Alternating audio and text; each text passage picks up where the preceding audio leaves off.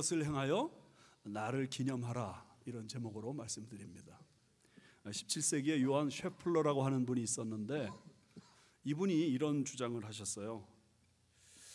신앙은 내 것으로 적용되는 게 중요하다. 신앙이 내 삶 속에 흡수되어야 된다는 겁니다. 신앙 따로 삶 따로, 이거 안 된다는 겁니다. 내가 믿는 교리 따로, 내가 사는 삶 따로, 이거 안 된다는 겁니다.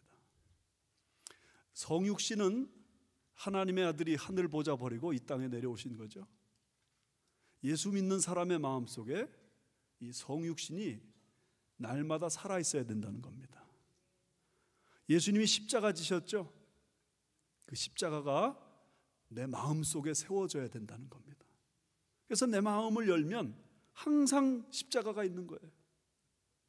언제 내 마음의 문을 열어봐도 내 마음속에 십자가 있는 신앙, 이게 하나님이 우리에게 원하시는 신앙생활이라는 거예요. 예수님 죽음에서 부활하셨죠. 그 부활이 내 마음속에 항상 활활 타올라야 돼. 그 부활의 능력으로 타올라야 돼. 분명히 성육신도 믿고 십자가도 믿고 부활도 믿는데 오늘 우리는 성육신의 그 낮아지는 자세도 잃어버리고 십자가 지는 희생정신도 잃어버리고 부활의 그 능력을 경험하는 삶도 잃어버리는 크리스천 라이프라고 한다면 이것이 진정한 크리스천 라이프이겠느냐. 그래서 그분이 시를 썼는데 이렇게 썼어요. 하나님은 당신 안에서 태어나야 한다. 그리스도가 베들레헴에서 1000번을 태어나신다 해도 아직 당신 안에 태어나지 않았다면 당신은 여전히 잃어버린 자에 불과하다.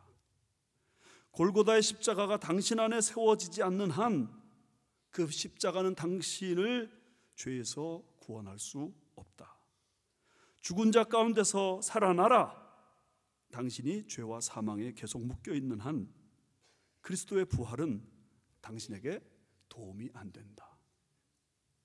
여러분 마음속에 십자가가 세워져 있습니까? 여러분 마음속에 주님의 부활의 능력이 오늘도 월킹하고 있느냐? 이런 질문입니다. 종료주일 맞이하면서 성찬식을 거행하는데 성찬식이 나에게 어떤 의미가 있는가? 이것을 아십니까? 성찬식을 한다면 그 성찬식을 통해서 사실은 우리 마음속에 십자가가 세워지는 거예요. 그 마음속에 십자가가 세워지지 않는 성찬식이라면 그것은 성찬식이라고 할 수 없지 않겠습니까? 그런 의미에서 이 성찬식은 우리 신앙생활에 있어서 하나님이 우리에게 은혜 주시는 두 가지 방편 중에 하나입니다. 하나는 하나님 말씀으로 우리에게 은혜를 주시죠. 이게 은혜 방편입니다. 은혜 방법, 은혜 수단입니다. 그러므로 성도들은 하나님 말씀에 집중해야 됩니다. 또 하나의 방편은 성찬식입니다. 성찬식을 통해서 하나님의 은혜가 나에게 흐르는구나, 이걸 경험하는 삶이 그리스도인의 삶입니다. Do this in remembrance of me. 이것을 행하여 나를 기념하라. 주님이 이렇게 말씀하셨기 때문에 초대교회 성도들은 모일 때마다 성찬식을 거행했습니다. 오늘 이 고린도전서 11장 말씀은 그것이 잘못된 방향으로 나갔기 때문에 사도 바울이 바로잡아 주기 위해서 한 말씀입니다. 그러나 중요한 것은 이 성찬식을 통해서, 계속되는 성찬식을 통해서 우리 마음속에 십자가가 세워져야 된다는 것입니다. 십자가가 세워지지 않은 그 마음이라면 그리스도인의 마음도 아니고, 십자가가 세워지지 않은 삶이라면 그건 그리스도인의 삶이 아닙니다. 여기 기념하라, 기억하라 하는 이 단어는 헬라어로 아남네시스 그렇게 말하는데, 곧 사라지는 일시적인 기억을 말하는 게 아닙니다. 머릿속에 새기고 가슴에 간직하고 계속적으로 깊이 생각하라, 그런 의미에서 기념하고 기억하라는 것입니다. 그러므로 사실 우리는 우리 교회는 2달에 한 번 성찬식 하지만 사실 예배를 드릴 때마다 성찬식이 우리 마음속에 있어야 됩니다. 교회에서 성도들이 모일 때마다 성찬식을 거행해야 돼. 그 눈에 보이는 성찬식을 하지 않는다 하더라도 마음속에서는 성찬식이 늘 있어서 예수 믿는 사람들이 모일 때마다, 예수 믿는 사람들이 기도할 때마다, 예수 믿는 사람들이 찬송할 때마다 마음의 십자가가 세워져야 되는 거예요. 마음의 십자가.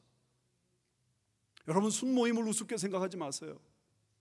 그 순모임 안에서 사실은 마음의 십자가가 세워져야 돼요. 그렇지 않으면 그것은 세상 모임과 다를 게 하나도 없는 것입니다. 이 성찬을 이야기할 때 영어로 커뮤니언 그렇게 말합니다. 교제라고 하는 의미입니다. 펠로우십입니다. 먼저 성찬식을 통해서 우리는 예수님과 깊은 교제 관계에 들어가는 겁니다. 요한계시록 3장 20절에 볼지어다 내가 문 밖에 서서 두드리노니 누구든지 내 음성을 듣고 문을 열면 내가 그에게로 들어가 그로 더불어 먹고 그는 나로 더불어 먹으리라. 교제거든요. 교제. 그런 의미에서 우리는 이 성찬식을 통해서 주님을 깊이 경험하는 것입니다. 주님이 어떤 분이신지를 경험하는 것입니다. 주님의 사랑이 무엇인지를 경험하는 것입니다. 이 성찬식을 통해서 내가 내 마음속에 십자가를 세우며 그 주님의 사랑을 깨닫고 또 주님께 내 사랑을 드리는 시간이 성찬식입니다. 성찬식이라는 이 영어 단어 또 하나는 뭐냐면 유카리스트 그렇게 되어 있는데 여기 성경 본문 24절에 축사하시고 할 때 이 축사가 유카리스트입니다. 축사. 무슨 뜻이냐? 감사를 드린다. 감사를 드린다. 감사하는 이 예식이 성찬식입니다. 이것은 유대인들에게 있어서는 유월절 전통에 이어진 예식이라고 말할 수 있는데 출애굽 당시에 애굽의 모든 장자들이 하나님의 저주로 죽을 때 문설주와 좌우 인방에 어린 양의 피를 바른 그 가정은 죽음의 사자가 뛰어넘어갔단 말이죠. 그리고 그 집에 있는 식구들은 그 어린 양을 먹었습니다. 어린 양 고기를 먹었어요. 그 고기를 먹으면서 이스라엘 백성들은 하나님이 우리를 살려주셨구나. 마땅히 죽어야 되는데 애굽 사람들처럼 죽어야 되는데 하나님이 우리는 살리시는구나. 감사하면서 지낸 절기가 유월절이잖아요. 그 의미가 이 성찬식에 있는 겁니다. 다 죽을 수밖에 없는 운명이었는데 예수 그리스도의 희생으로 말미암아 살았으니 그러므로 여러분 성찬식을 통해서 우리가 받을 은혜는 죄를 회개하는 거 중요하죠. 죄를 회개해야죠 당연히. 그러나 그것보다 더 큰 의미는 주님의 구원에 대한 감사입니다. 이렇게 나를 사랑해 주시고 이렇게 나를 품어주셨다니 얼마나 고마운가. 이것을 기억하고 이것을 기념하라. 이것이 성찬식입니다. 오늘 본문 말씀에서 성찬식을 통해서 성찬식이 무엇인가, 성찬이 무엇인가 3가지로 말씀해 주고 있습니다. 첫 번째는 이 성찬은 나를 위한 그리스도의 희생이라는 사실을 기억하게 만듭니다. 나를 위한 희생입니다. 여기 24절 보시죠. 축사하시고 떼어 이르시되 이것은 너희를 위하는 내 몸이니 이것을 행하여 나를 기념하라 하시고 너희를 위하는 내 몸이다. 여러분 떡은 우리 죄를 씻어주기 위해서 그리스도의 몸이 희생 제물로 찢어진 것을 기념하는 것이고 잔은 하나님과 우리를 화목하게 하시고 구원의 축복을 우리에게 부어주시기 위한 예수님의 보혈을 보여주는 것입니다. 예수님의 몸은 우리 몸과 똑같은 몸이었습니다. 예수님의 피도 우리의 피와 똑같은 피였습니다. 그런데 우리가 찢길 그 죽음, 우리가 흘려야 될 그 피, 그것을 예수님이 대신 찢기시고 또 흘리셨다. 그런 말씀입니다. 그러므로 성찬식은 어떤 시간이냐? 나를 대신해서 예수 그리스도께서 살을 찢으셨군요. 나를 대신해서 그 보배 피를 흘리셨군요. 이것을 기억하고 기념하는 그런 절기입니다. 여러분, 예수님이 지셨던 십자가는 사실 상상을 초월할 정도의 잔인한 형벌이었습니다. 먼저 죄수들은 사형 판결이 나면은 그 채찍 끝에 뼈 조각이 붙어 있는 그런 가죽 채찍으로 계속 맞았습니다. 한 대 맞을 때마다 살점이 떨어져 나가는 그런 아픔을 경험해야만 했습니다. 그런 죄수가 처형 장소로 갈 때 자기 어깨에 가로 기둥을 어깨 메고 갑니다. 약 20파운드 정도 된다고 그러죠. 약 2m 정도 되는 길이라고 그럽니다. 그것을 끌고 그것을 어깨에 메고 처형 장소까지 갑니다. 그러면 미리 세워져 있던 세로 기둥에 그 가로 기둥을 붙이고 약 한 20cm 정도 되는 대못으로 양손과 양팔을 못 박습니다. 그러면 이 살이 찢어지고 피가 흐르면서 이 죄수는 서서히 죽어가는데 건강한 사람의 경우는 이게 빨리 죽질 않는 거예요. 저도 빨리 죽어야지 아픔이 없을 텐데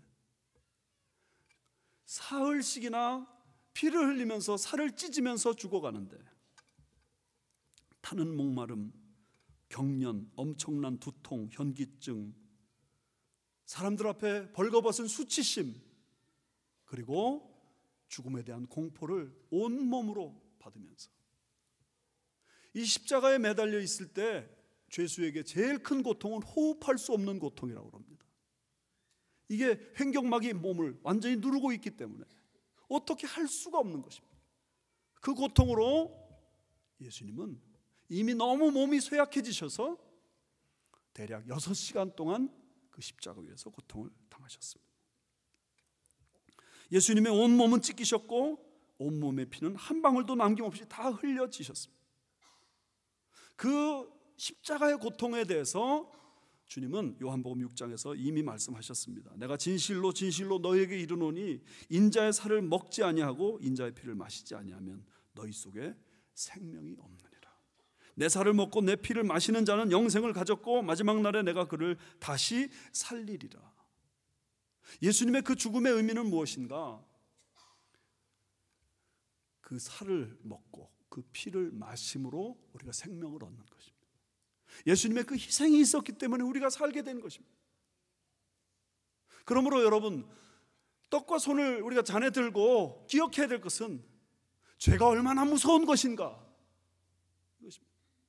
우리가 그렇게 별 생각 없이 저지르는 죄가, 우리의 이익을 위해서 쉽게 저지르는 죄가 얼마나 무서운 것인가, 하나님은 이 죄에 대해서 얼마나 혐오하시는가. 떡과 잔을 손에 들고 우리는 그 죄의 무서움 때문에 하나님 앞에 떨어야 됩니다. 떡과 잔을 손에 들고 우리는 그런 가운데서도 예수 그리스도께서 대신 우리를 희생하셨기에 우리가 구원받게 된 이 축복을 인해서 감사하며 감격해야 됩니다. 떡과 잔을 손에 들고 우리 또 이렇게 외쳐야 됩니다. 하나님이 그렇게 혐오하시는 죄 우리도 혐오합니다. 우리가 마음은 원이라도 육신이 약해서 또 죄를 짓고 또 죄를 짓지만 성찬식을 거행하는 그 시간에 떡과 잔을 손에 들고 주님, 이제라도 내가 결단하고 이 죄를 다시 짓지 않기로 선언합니다. 우린 지키지 못할 약속인 거 압니다. 그럼에도 불구하고 떡과 잔을 손에 드는 그 시간, 하나님 혐오하시는 그 죄 나도 혐오합니다. 반복적으로 계속 짓는 그 죄를 어떻게 해결할 수 없지만 떡과 잔을 손에 드는 그 시간 우리는 주님의 능력을 구하는 것입니다. 주여 도와주십시오. 이 죄를 다시 짓지 않도록 나를 변화시켜 주십시오. 그리스도의 희생은 나를 위한 희생이었습니다. 이것을 기억하는 것이 성찬식의 첫 번째 목적입니다. 두 번째 성찬식의 목적은 교회 공동체를 위한 희생이었다는 사실을 우리가 깨닫는 것입니다. 여기 25절 말씀 보세요. 식후에 또한 그와 같이 잔을 가지시고 이르시되 이 잔은 내 피로 세운 새 언약이니 이것을 행하여 마실 때마다 나를 기념하라. 예수님이 주님의 피로 새 언약을 세우셨습니다. 새롭게 약속하신 것입니다. 이 약속을 통해서 주님은 교회를 세우겠다 하신 것입니다.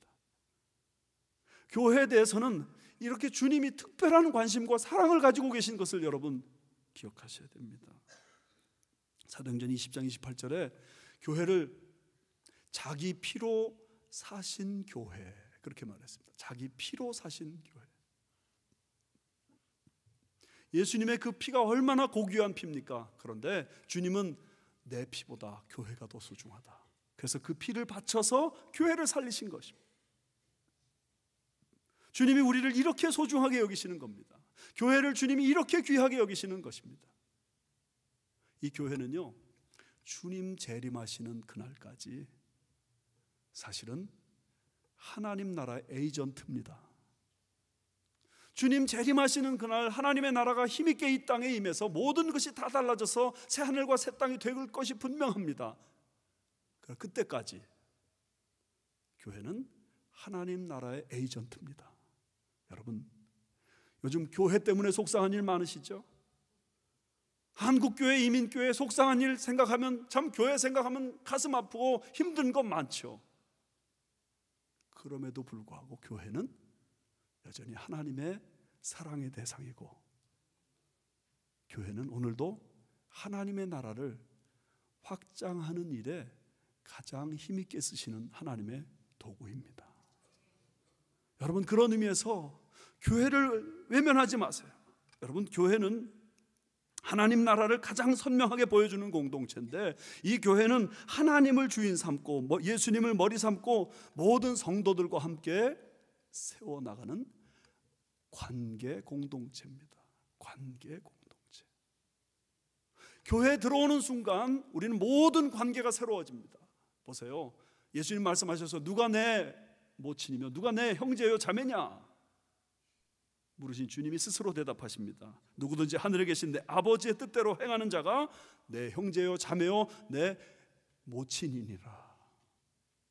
교회에 들어오는 순간 모든 관계가 새로워져요. 전혀 새로운 영적 신분과 전혀 새로운 인간 관계를 가지게 된 것이 교회입니다. 여러분, 신분이 달라져요. 관계가 달라져요. 왜요? 우리 모두는 하나님의 아들이요 딸로 순식간에 바뀌는 거거든요. 옆에 사람 보고 하나님의 아들이셨네요, 하나님의 딸이셨네요 한번 하실래? 시작. 이렇게 중요한 사실 모르셨죠? 그런 의미에서 우리 모두는 순식간에 예수 믿는 그 자리에서 형제 자매로 바뀌어지는 것입니다. 저는 지난주에 이북에 북한에 어린이들의 의약품과 식량을 제공하자는 결의사랑이라는 단체의 창립 예배를 참석했습니다. 저는 예수 믿은 지 이제 올해로 40년이 되거든요. 근데 제가 처음 교회를 나갈 때 북한에서 월남하신 분들이 세운 교회를 나가게 됐어요. 근데 그 교회는 그저 예배만 드렸다면 남북평화 통일을 위해 기도했습니다. 기도하는 시간마다 남북평화 통일이에요. 그래서 저는 예수 믿는 순간부터 예수 믿는 사람은 남북평화 통일을 위해 기도해야 되는구나 그렇게 생각을 했습니다. 그래서 저는 언제든지 기도만 하면 남북평화 통일이고 우리 나침반 교회도 모일 때마다 남북평화 통일 위해서 기도하지 않는 날이 거의 없습니다. 근데 북한을 생각하면 가슴이 콱 막혀요. 왜요? 하는 짓을 보니까. 그래서 이걸 도와줘야 되나 말아야 되나 그런 갈등이 사실 있는 채로 제가 그 모임에 갔어요. 그러나 결국 결론은 뭐냐면 도와주는 방식은 차이가 있을지라도 도와주긴 해야 된다. 도와주긴 해야 된다. 왜 도와줘야 되느냐? 한 결에 있기 때문에. 그 결의라는 말이 피부치라는 뜻이래요. 하나의 피를, 한 조상의 피를 이어받은 자손, 이게 결의라는 말의 뜻이에요. 결국 북한 사람들은 미워할래야 미워할 수 없는 나의 동족이라는 말이죠. 마찬가지로 교회 안에 있는 모든 성도들도 사실 그런 관계로 세워지는 것입니다. 내 마음에 들지 않을 수 있어요. 내 마음에 바더가 되고 힘들고 고통스러울 수 있어요. 그런데 교회 안에 있는 형제는 성령이 하나 되게 하신 분입니다. 그러므로 그 하나됨을 힘써 지키는 것이 성도의 마땅한 태도란 말입니다. 예수를 믿는 순간 우리는 전혀 새로운 인생의 목적을 갖게 되고 전혀 새로운 가치관을 소유하는 사람이 됩니다. 그 이전에 우리는 우리 자신을 위해 늘 살아왔습니다. 돈 벌기 위해서 살고 세상에서 성공 위해서 살고, 조금 크게 생각하는 사람들은 가정을 위해서 살고 어떤 이익 단체들을 위해서 살고, 그러다가 정말 크게 생각하는 사람들은 나라를 위해서 살고 민족을 위해서 자신을 바치고. 근데 예수를 믿는 순간 이 모든 것을 다 포괄하여 하나님을 위해 사는 자로 바뀝니다. 하나님 나라를 위해 헌신하는 자로 바뀌어요. 그래서 먹든지 마시든지 무엇을 하든지 다 하나님의 영광을 위하여 사는 자가 되고, 살아도 주를 위하여 살고 죽어도 주를 위하여 죽나니 그러므로 사나 죽으나 우리가 주의 것이다, 이러면서 사는 사람으로 완전히 뒤집어진단 말이죠. 그러므로 여러분, 내가 예수 믿는 순간 나는 전혀 새로운 영적 신분, 전혀 새로운 인간관계, 전혀 새로운 인생의 목적, 전혀 새로운 가치관을 가진 사람으로 새 출발하게 되는 것이기 때문에 같은 형제 자매들과 사랑을 나누고 용서하고 품는 노력을 기울이는 것은 마땅한 의무입니다. 나의 옆에 있는 형제들은 어떤 사람들인가? 결국 이 하나님 나라를 위해 함께 세워가는 동지들입니다. 동역자입니다.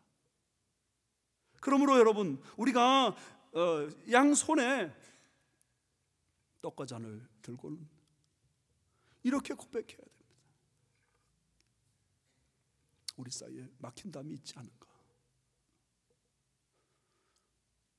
한 손에 떡을 들고 한 손에 잔을 들고 우리 속에, 우리 사이에 막힌 담이 있지 않는가? 어떤 이유로도 우리는 그 담을 허물어야 됩니다. 그게 성찬식의 기본 의미입니다. 뿐만 아닙니다. 양손에 떡과 잔을 들고 우리는 하나님이 우리에게 주신 몸된 교회를 인해 감사해야 됩니다. 하나님이 교회를 통해서 내가 지치고 힘들 때마다 위로받게 하시고 영적인 새 능력을 공급받게 하시고 예배를 통해서 회복의 역사가 일어나게 하시는구나. 할렐루야. 교회 주시니 너무 감사합니다. 떡과 잔을 손에 들고 우리는 우리 옆에 있는 형제자매 허락해 주신 그 은혜 감사해야 됩니다. 여러분, 사실 교회 안에 나를 바더하는 분들도 있지요. 있을 수 있지요. 사람이니까, 죄인들의 모임이니까. 따지고 보면 나를 도와주고 나를 새롭게 하고 나를 격려해주고 나를 세워주는 사람이 더 많습니다. 그래서 우리는 이렇게 말해야 됩니다. 옆에 사람 보고 이렇게 말하실래요? 당신 덕분에 삽니다. 왜 안 하세요? 당신 덕분에 산다고요? 아니, 더 좋은 말 합시다. 당신 덕분에 살맛 납니다.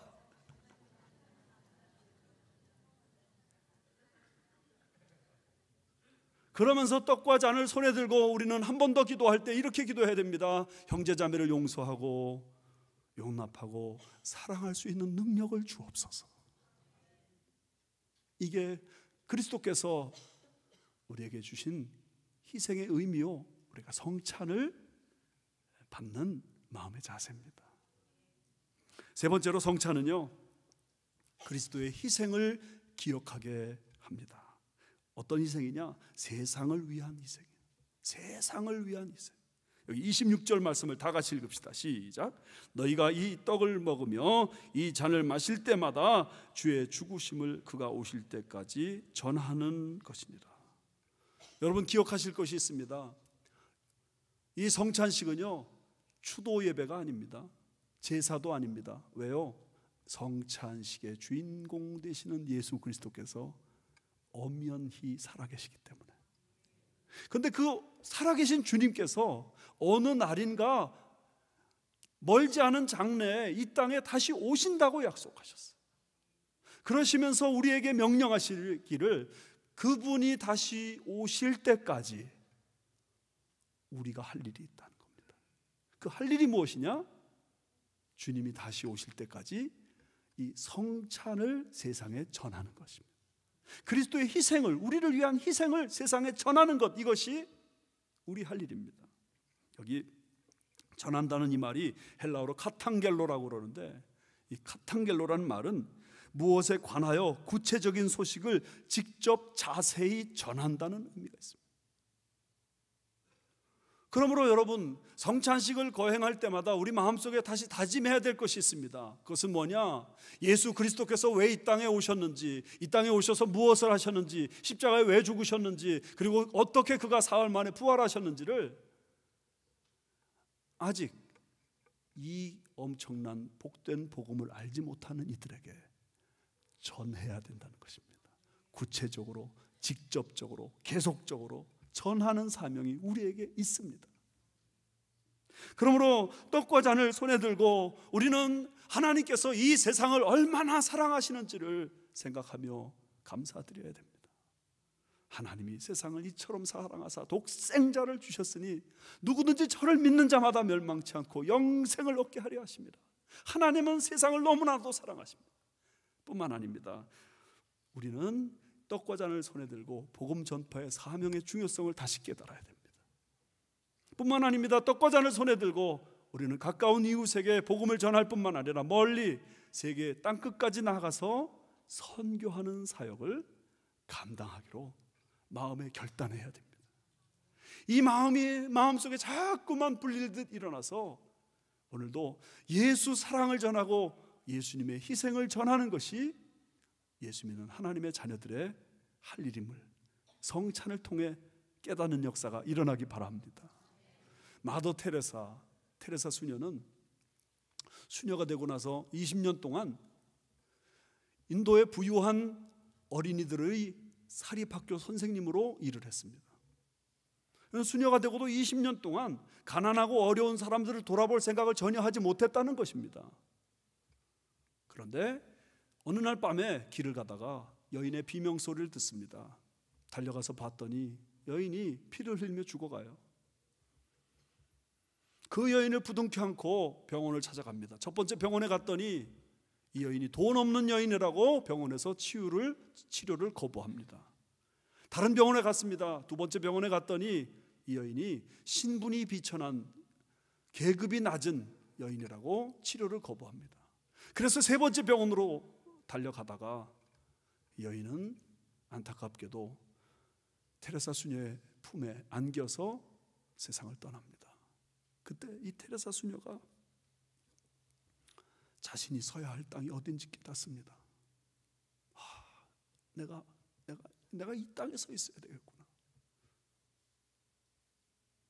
그리고 그 가난한 자들을 위해서, 그 궁핍하고 병든 사람들을 위해서 자신의 일생을 다 바치는 일대 변화가 일어납니다.